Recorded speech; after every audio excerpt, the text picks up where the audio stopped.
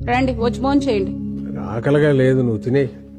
రే నువ్వైనా తింటావా? నేను ఆల్రెడీ పార్టీలో తినేసి వచ్చా. మానేయండి తిండి. ఆ? అమ్మకి చెప్పే వెళ్ళాను కదా నా పార్టీకి.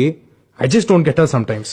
రే నీకు ఇష్టమని సాంబార్ రైస్ చేశాను. ఆకలి లేకపోయినా తిను, యాషాలేమాక. అమ్మ నాకు అసలు అర్థం కాదు నాన్న. ఇప్పుడే తిట్టింది, మళ్ళీ ఫుడ్ అంట. మెంటల్. అమ్మలు అంతేరా, వెంటలే మనకు తిండి పెడతారు, మనతోనే తిట్లు తింటారు.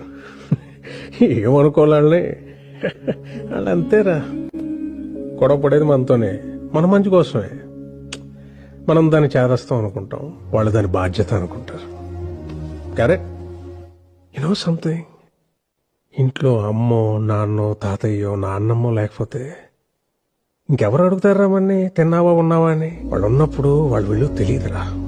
రేపు లేరనుకో, వాళ్ళు మనతో ఉన్న ప్రతి క్షణం చాలా విలువైందిరా. Treasure it. సారీ నాన్న, ఇందాక అమ్మ సడన్ గా తిట్టేసిందని. తిడతారా, పెద్దవాళ్ళు అన్నాక తిడతారు. పడతాం, ఏమైంది? ఈగో ఎందుకు మనకి? అన్నది మనోళ్లేగా, మన కోసమేగా. వాళ్ళు ఉన్నంత వరకేరా. మన చిన్న పిల్లలు, వాళ్ళు పోతే మన బాల్యం కూడా వాళ్ళతో తీసుకుపోతారా.